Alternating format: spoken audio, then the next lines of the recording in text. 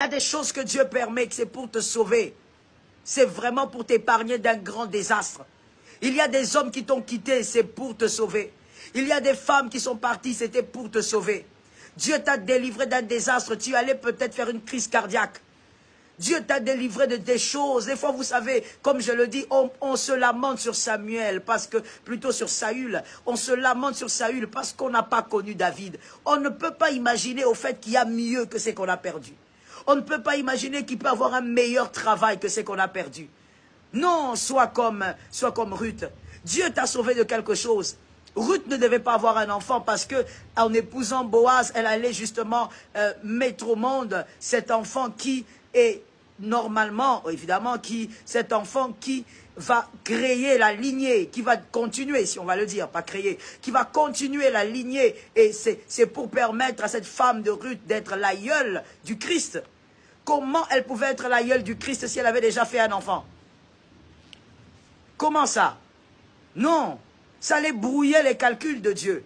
Donc Dieu s'organise pour que Ruth rencontre un homme, exactement, elle se marie, elle fait sa vie avec lui pendant quelques années, mais Dieu permet qu'il n'y ait pas d'enfant. C'était pour sauver Ruth.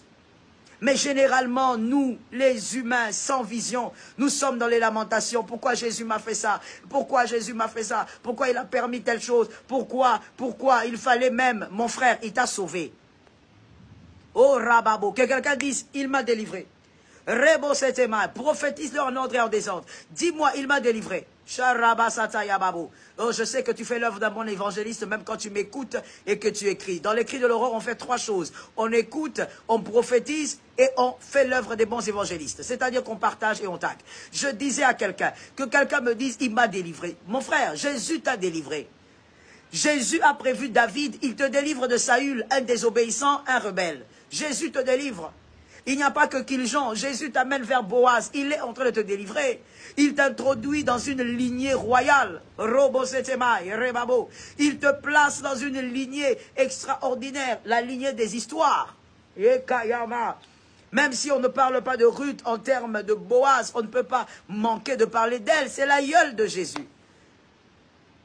Dieu est en train de te délivrer. Oui, Merlène, je te bénis, toi qui as déclaré cela.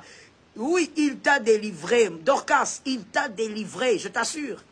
C'est que tu as perdu là. Dieu t'a délivré.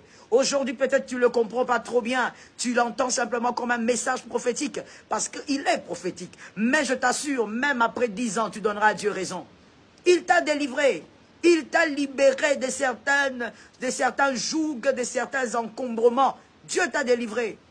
Non, mais tu avais perdu tes affaires, tu as vu ton business s'écrouler. Mon frère, on ne comprend pas tout aujourd'hui. Mais ce qui est sûr, c'est que Dieu t'a délivré de quelque chose. Personne ne pouvait expliquer à Ruth pourquoi elle n'avait pas fait d'enfant avec Kiljon. Personne ne pouvait lui dire, écoute, c'est Dieu qui t'a fait du bien. Est-ce qu'elle allait le comprendre? Elle allait peut-être dire, je ne sais pas. Mais est-ce qu'elle allait comprendre que c'est une bonne chose que de se marier, de ne pas faire d'enfant avec un homme et de voir cet homme mourir? Est-ce qu'elle allait le comprendre? Mais aujourd'hui, n'est-ce pas que nous l'acclamons? Aujourd'hui, n'est-ce pas que nous comprenons que Dieu est un Dieu des grands calculs? Aujourd'hui, n'est-ce pas que nous comprenons que Dieu est un Dieu de grandes révélations? Si Dieu avait permis un enfant, non, les calculs seraient brouillés. Et voilà, Dieu t'a délivré, je t'assure. Oui, mignonne, Dieu t'a délivré. Cette chose-là qui est partie, cet événement qui s'est passé, et il y a des choses que tu as perdues. Dieu t'a délivré de quelque chose. Et tu comprendras peut-être d'ici 30 minutes. Oui, Dieu est souverain. Tu comprendras peut-être d'ici 2 heures. Tu comprendras peut-être d'ici 5 ans, d'ici 6 ans. Peut-être un jour tu diras à tes enfants, oh, Dieu a toujours raison. J'avais pleuré il y a de cela autant d'années parce que j'avais perdu certaines choses. Mais aujourd'hui, je comprends. Parce que c'est comme ça que fonctionne Dieu. Vous savez, c'est